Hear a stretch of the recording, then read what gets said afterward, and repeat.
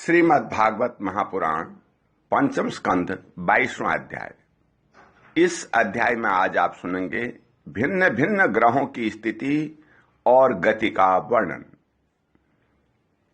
राजा परीक्षित ने पूछा, हे भगवान, आपने जो कहा कि यद्यपि भगवान सूर्य राशियों की ओर जाते समय मेरु और ध्रुव की दाईं ओर रखकर चलते मालूम होते हैं, किंतु वस्तुतः उनकी गति दक्षिणावर्त नहीं होती, इस विषय को हम किस प्रकार समझें?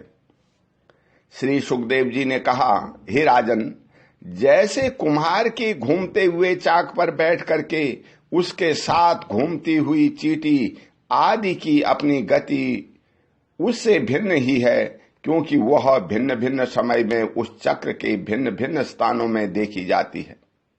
उसी प्रकार नक्षत्र और राशियों के उपलक्षित काल चक्र में पड़कर ध्रुव और मेरु को दाएं रख करके घूमने वाले सूर्य आदि ग्रहों की गति वास्तव में उससे भिन्न ही है, क्योंकि वे काल भेद से भिन्न भिन्न राशि और नक्षत्रों में देख पड़ते हैं।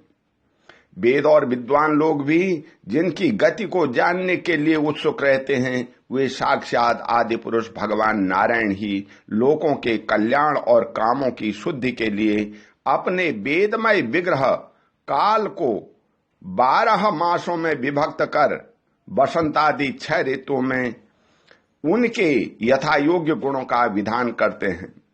इस लोक में वर्णाश्रम धर्म का अनुसरण करने वाले पुरुष वेदत्रयी द्वारा प्रतिपादित छोटे बड़े कर्मों से इंद्रादि देवताओं के रूप में और योग के साधनों से अंतर्यामी रूप में उनकी सदा पूर्वक आराधना करके सुगमता से ही परम पद प्राप्त कर सकते हैं। भगवान सूर्य संपूर्ण लोकों के आत्मा हैं। वे पृथ्वी और द्युलोक के मध्य में स्थित आकाश मंडल के भीतर काल चक्र में स्थित होकर के 12 मासों को भोगते हैं और संवत्सर के अवयव हैं और मेष आदि राशियों के नाम से प्रसिद्ध हैं। इनमें से प्रत्येक मास चंद्रयान से शुक्ल और कृष्ण 2 पक्ष का, पितृमान से 1 रात और 1 दिन का तथा सौरमान से 2.25 नक्षत्र का बताया जाता है। जितने काल में सूर्यदेव इस संवत्सर का 6वां भाग भोगते हैं, उसका वह अवयव ऋतु कहा जाता है। आकाश में भगवान सूर्य का जितना मार्ग है, उसका आधा वे जितने समय में पार कर लेते हैं उसे 1 अयन कहते हैं, तथा जितने समय में वे अपनी मंद तीव्र और समान गति से स्वर्ग और पृथ्वी मंडल के सहित पूरे आकाश का चक्कर लगा जाते हैं, उसे अवांतर भेद से संवत्सर, परिवत्सर, ईडावत्सर, अनुवत्सर अथवा वत्सर कहते हैं। इसी प्रकार सूर्य की किरणों से 1 लाख योजन ऊपर चंद्रमा है। उसकी चाल बहुत तेज है, इसलिए वह सब नक्षत्रों से आगे रहता है। यह सूर्य के 1 वर्ष के मास मार्ग को 1 मास में, 1 मास के मार्ग को 2.25 दिन में और 1 पक्ष के मार्ग को 1 दिन में तय कर लेता है। यह कृष्ण पक्ष की क्षीण होती हुई कलाओं से पितृगण के और शुक्ल पक्ष में बढ़ती हुई कलाओं से देवताओं के दिन रात का विभाग करता है, तथा 30-30 मुहूर्तों में 1-1 नक्षत्र को पार करता है। अन्नमय और अमृतमय होने के कारण यही समस्त जीवों का प्राण और जीवन है।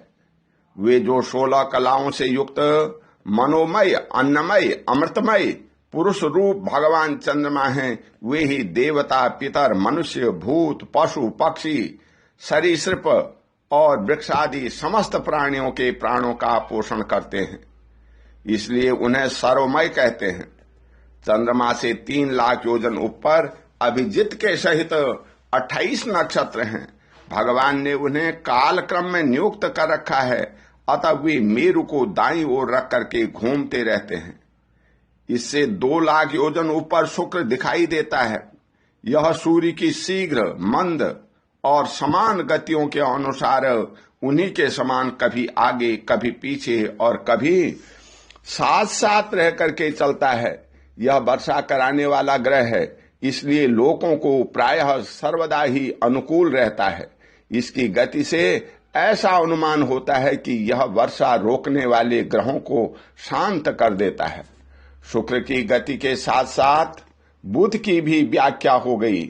शुक्र के अनुसार ही बुध की गति भी समझ लेनी चाहिए। यह चंद्रमा का पुत्र शुक्र से 2 लाख योजन ऊपर है।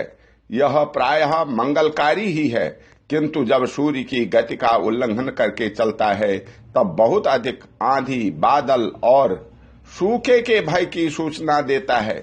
इससे 2 लाख योजन ऊपर मंगल है। यह यदि वक्र गति से न चले तो एक एक राशि को 3 पक्ष में भोगता हुआ 12 राशियों को पार करता है। यह अशुभ ग्रह है और प्रायः अमंगल का सूचक है। इसके ऊपर 2 लाख योजन की दूरी पर भगवान बृहस्पति जी हैं। ये यदि वक्र गति से न चले तो एक एक राशि को एक एक वर्ष में भोगते हैं। ये प्रायः ब्राह्मण कुल के लिए अनुकूल रहते हैं। बृहस्पति से 2 लाख योजन ऊपर शनिश्चर दिखाई देते हैं। ये 30-30 महीने में एक एक राशि में रहते हैं, अतः इन्हें सब राशियों को पार करने में 3 वर्ष लग जाते हैं। ये प्रायः सभी के लिए अशांतिकारक हैं।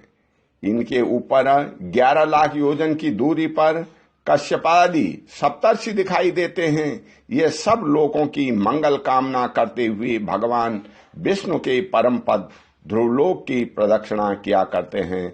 ओम शांति। बोल श्री कृष्ण भगवान की जय।